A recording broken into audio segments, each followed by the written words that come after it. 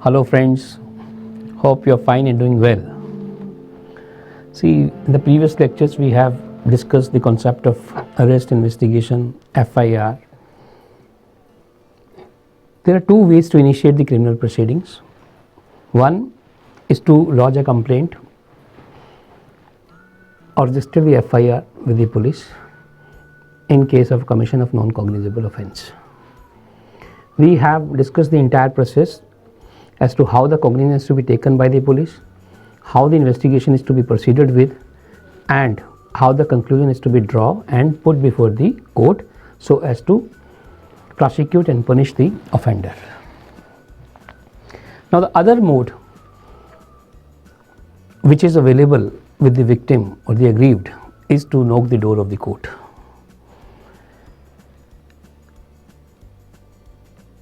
Under section 190, the power has been vested with the magistrate to take cognizance of the offence. The complaint has been defined under section 2D of CRPC, which means the allegations made to the magistrate. Now the magistrate, once the case is put up, the complaint is put up before him, he is to apply his mind as to proceed with the further proceedings or take further action. No formal action as such is required to be taken by the magistrate except to initiate the process as prescribed under section 200 to 204. Now the term cognizance has not been defined in the CRPC. It simply means that being aware of or having a knowledge or to gain a knowledge of something which has happened. But in the legal context, it means to take the judicial notice of the fact, case, matter, jurisdiction, and then to proceed with the process as prescribed under the law. Now, section 190 to section 199 deals with the cognizance. Although the magistrate has been empowered to take cognizance under section 190, but this power is not absolute. Barring few exceptions, we will be discussing in the later course of our discussion, he is competent to take the cognizance of the matter. Now, in case of FIR, we studied that only in a cognizable offence the police can take the cognizance of the matter, wherein he can proceed with the investigation and make the arrest of the accused without obtaining the consent or permission of the magistrate. But here, in case of a complaint, both for cognizable and non-cognizable, the concerned magistrate could be approached by the victim or the aggrieved.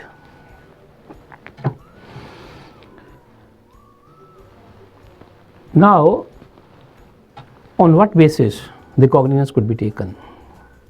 The four things which you have to remember. One, that on a complaint filed by the victim or the aggrieved or the complainant or the sufferer, the cognizance could be taken. Second, on the basis of the police report which a police files after concluding the investigation under section 173 subsection 2, or if in case the magistrate has ordered the investigation and report with regard to that is submitted, the magistrate may or may not agree with the conclusion, and instead of accepting the conclusion or rejecting the conclusion, he can take the cognizance of the matter. So the second is that on the basis of the complaint, he can take the cognizance. On the basis of the police report, he can take the cognizance. Third is that if any other person other than the police inform to the court of law that some illegality is being committed, some offence is being committed, and the court should take notice of that, court can take the cognizance. And fourth, because ultimately the function of the court is to render justice and he should be given full freedom to do so. Therefore, he has been empowered to take this suo motu, that is under section 191 clause C. He is empowered to take judicial notice of the mishappening taking place, although it has been rarely used, that is the irony, but yes, the magistrate is empowered to deliver justice. Now there are few exceptions also, wherein the magistrate cannot take cognizance. And here the question comes, can the session judge take the cognizance directly? The answer is no, barring one exception, which will be discussed under section 199. The session court can take the cognizance only once the offence is committed by the magistrate under section 209 of CRPC. Suppose offence is committed, challan is presented. Now the magistrate thinks that offence are exclusively triable by the court of session, so he initiated the committal proceeding and preferred the case before the session court. Now the session court here takes the cognizance, means directly he is barred to take cognizance of the offence. Only on the offence which is to be committed to the session court is empowered to take the cognizance of the offence, barring one exception which I said we will discuss in the later course, that is section 199. Now section 193 empowers the session court. The cases which are entrusted to him through committal under section 209 he is supposed to take cognizance. Similarly, CJM is also empowered under section 192. And section 191 says that in case the magistrate has taken the cognizance suo motu or on the information information given by any third person, then he himself may try or he may entrust this case to some other magistrate. It could be done by the magistrate on his own, or it can happen on the request of the accused also, that sir, you have taken the cognizance of the matter, therefore you cannot try, because to avoid any kind of biased and prejudiced attitude to be avoided, this arrangement and this facility has been provided under the law. Now there are certain limitations also to take cognizance. There is an entire chapter 36, which incorporates section 463 to 470, section 468 to 467 to 473. The section 468 is very important, which we will discuss in some other video. The limitations has been prescribed to take cognizance of the certain offence which are punishable with fine or up to 3 years of imprisonment, and the time frame has been prescribed within which the victim has to approach the court of law. Beyond that, the court is not supposed to take the cognizance except if the delay is condoned. Nice. So there is a provision of condonation of delay, as we study in section 5 of the Limitation Act. The similar provisions have been incorporated in CRPC as well. Now we will come to the cases wherein the magistrate is barred to take the cognizance of the offences subject to fulfillment of few conditions. Now section 195 provides that offences involving contempt of lawful authority of public servant, means offences from section 172 to 188 under IPC. If the cognizance with regard to these offences are to be taken, then a written complaint of the concerned police officer is required. Without that, the cognizance cannot be taken.